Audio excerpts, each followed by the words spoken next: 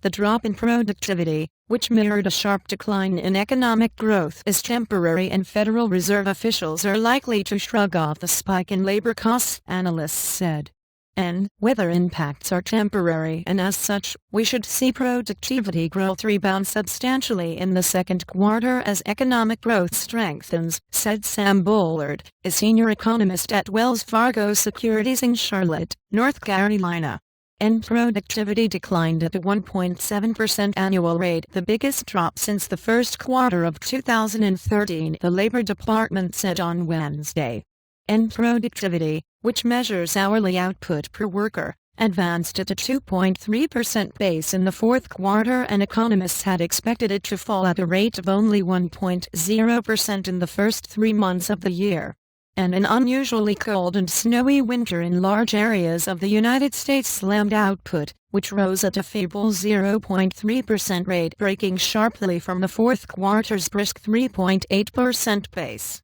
And the decline in productivity was in tandem with an abrupt slowdown in economic growth in the first quarter.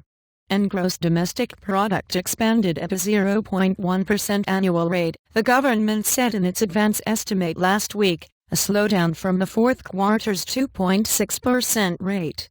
And however, subsequent data on March trade, factory orders and construction spending suggest the economy actually contracted in the first 3 months of the year. And productivity trended steady, and the trend in productivity, however, remains modestly up. Compared to the first quarter of 2013, productivity increased 1.4%. Workers put in more hours in the first quarter, but with output falling, that raised labor costs. And unit labor costs, the price of labor per single unit of output, surged at a 4.2% rate after falling at a 0.4% rate in the fourth quarter. It was the biggest rise in unit labor costs since the fourth quarter of 2012. And economists had expected unit labor costs to increase at a 2.6% rate. Despite the rise last quarter, there was little sign that wage inflation was igniting. And unit labor costs rose only 0.9% compared to the first quarter of 2013. And I am not seeing any firming trend in wages at this point, said Alan McEachin, an economist at Navy Federal Credit Union in Vienna, Virginia. I don't think we are going to see a firming in wages at least for a year. The market thinks the Fed will start to tighten policy mid to late 2015.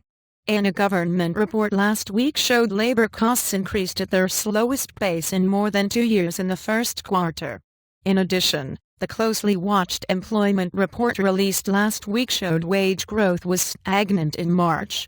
And slack in the jobs market is suppressing wage inflation, keeping overall price pressures in the economy benign. And though temporary, the drop in productivity and weak economic growth bode ill for hiring. Employers added 569,000 jobs in the first quarter. And Daniel Silver, an economist at JP Morgan in New York, said a combination of solid labor demand and weak GDP growth in first quarter probably will not be sustained. And, reporting by Lucia Mudiani, editing by Andrea Ricci and James Dalglish, and so, weather is only partially to blame, as the economists had already forecast a 1.0% decline. Sure, inflation is not an issue, provided you're done in number 8217, to look at the prices for fuel, groceries or rent. These only happen to be the 3 biggest issues impacting a working family. For so living inside the 5 wealthiest counties surrounding Washington and number 8211, no problem. And like I said many times, more BS about weather and number 8230, and how many more months will we blame the and number 8216 cold weather and number 8217 for bad economy? Ridiculous.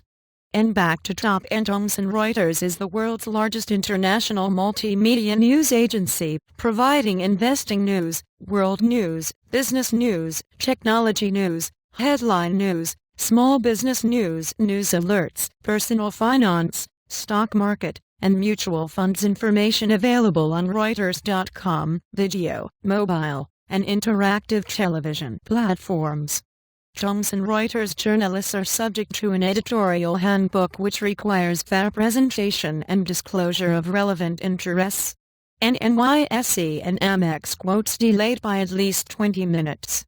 Nasdaq delayed by at least 15 minutes. For a complete list of exchanges and delays, please click here.